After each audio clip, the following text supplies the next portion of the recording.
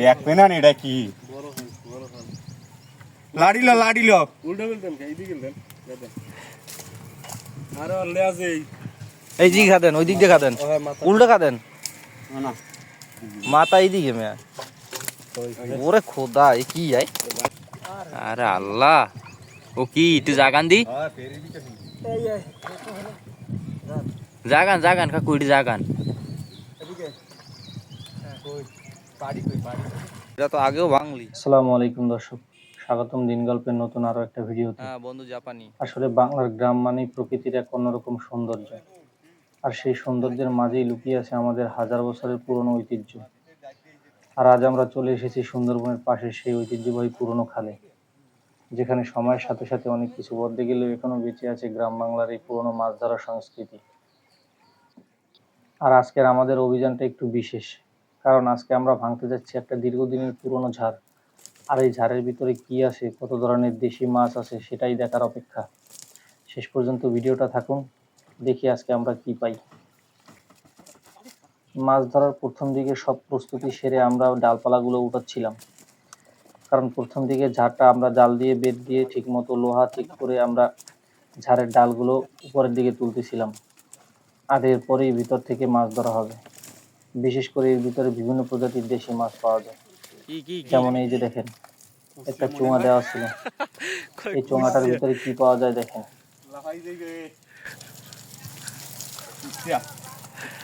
নিচে রাখলি হইতে লইয়া আনাকা কই দেখো কই দেখবে না এটা কি লাড়িল লাড়িল উল্টো গেলতেন এইদিকে গেলতেন আরে অল্লে আছে এই দিকে খাদেন ওই দিক দিয়ে খাদেন উল্টো খাদেন না মাথা এইদিকে মেয়া ওরে খোদা এ কি আই ও মা বাংলা দাঁড়াবি জায়গা একটু ধরতেই তো বাহারে তাই হ্যাঁ তুই সত্য মুজে ধরে আর ধরতে আছে দাঁড়া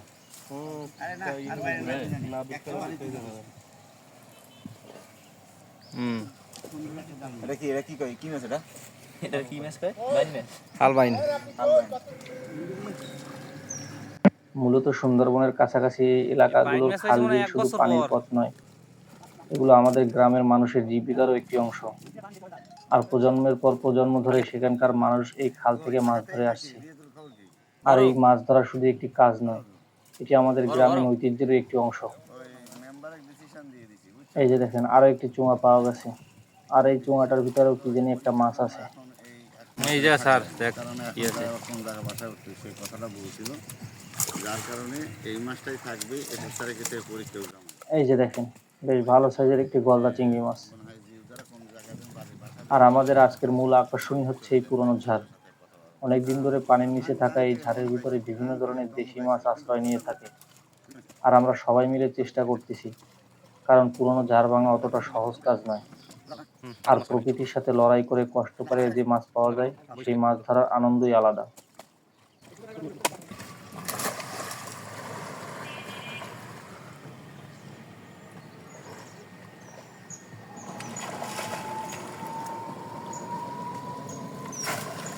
মোটামুটি অনেক অংশেই আমাদের বড় ডালগুলো উঠানো শেষ, যার কারণে আমরা 2-3 জন মাছ ধরার চেষ্টা করতেছি।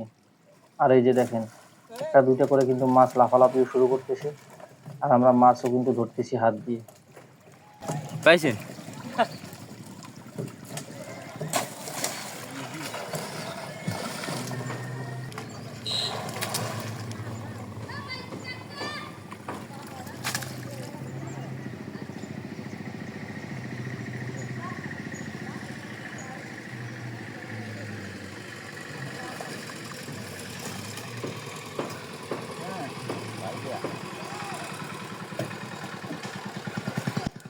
এই যে দেখেন আমরা কিন্তু ডুব দিয়ে হাত দিয়ে একটা দুইটা করে তেলাপিয়া মাছ, গলদা চিংড়ি, বাইলা মাছ সহ বিভিন্ন প্রজাতির দেশি মাছগুলো ধরতেছি। আর আমাদের এই পদ্ধতিতে মাছ ধরার ক্ষেত্রে প্রথম দিকে বড় মাছগুলো হাত দিয়ে ধরে নিতে হয়, না হলে যে কোনো সময় লাফ দিয়ে মাছগুলো চলে যেতে পারে, অথবা পানির নিচে কাদার নিচ দিয়ে চলে যেতে পারে। যার কারণে আমরা বড় মাছগুলো হাত দিয়ে ধরে থাকি।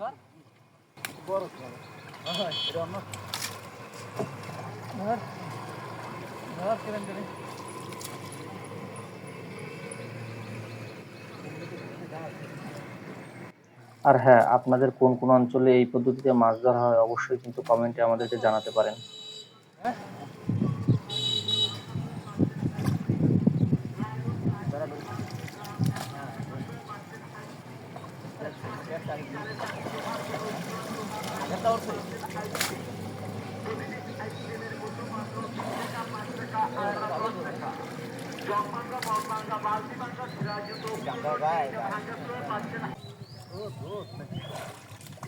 আরে আল্লাহ, ও কি একটু জাগান দি,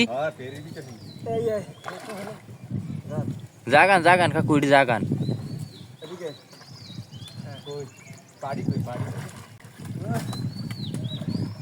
আর এই যে দেখতে পাচ্ছেন একটা বড় সাইজের ভাঙন মাছ। মূলত এই মাছটা সবচেয়ে বেশি আনকমন। আগে প্রচুর পরিমাণে পাওয়া যেত, কিন্তু এখন সচরাচর এই মাছগুলো পাওয়া যায় না। হয়তোবা পুরনো কিছু ঝাড়ে দুই একটা করে এই ভাঙন মাছ পাওয়া যায়। আর এই মাছগুলো খেতে কিন্তু অত্যন্ত সুস্বাদু।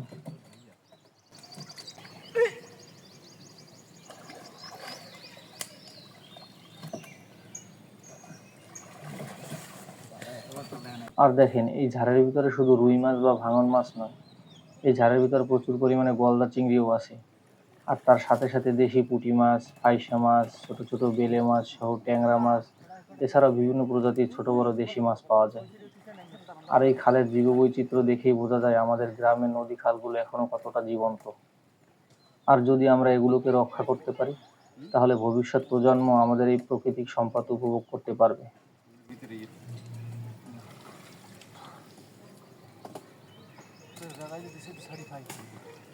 এই যে দেখেন, ছোট একটা ডালের আটি দেওয়া ছিল, যার ভিতরে কিন্তু প্রচুর পরিমাণে ছাটি চিংড়ি ও গলদা চিংড়ি মাছ পাওয়া গেল।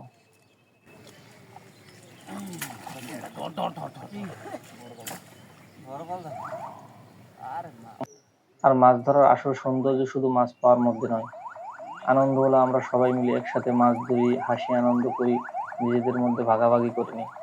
আর গ্রামের এই সহজ সরল জীবন, প্রকৃতির সাথে মানুষের এই সম্পর্ক, এটাই আমাদের বাংলার আসল সৌন্দর্য।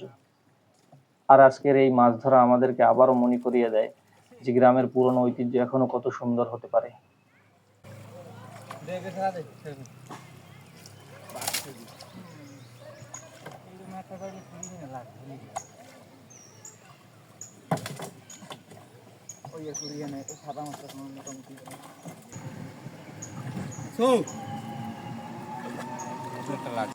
আর এই যে দেখেন, মাছ ধরা শেষের দিকে কিন্তু এই ঝাড়টার ভিতরে একটা দুইটা করে বেশ ভালোই পরিমাণে গলদা চিংড়ি পাওয়া যাচ্ছিল।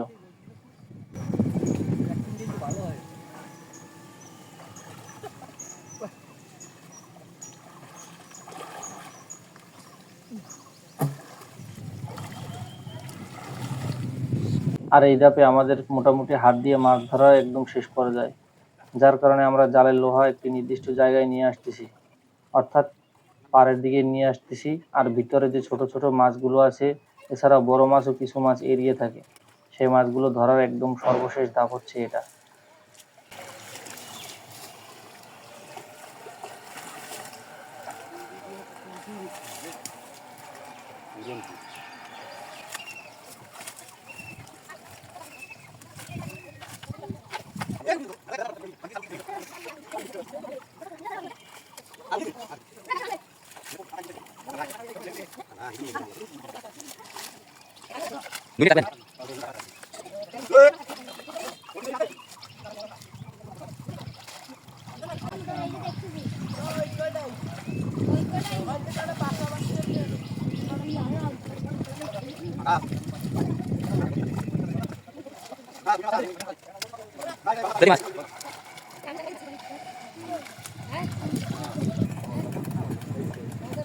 আর এই যে দেখেন, সর্বশেষ ধাপে এই পাতার ভিতরে কিন্তু বেশ ভালো পরিমাণে মাছ আছে, যেগুলো আমরা একদম শেষ ধাপে বেছে বেছে আলাদা করব।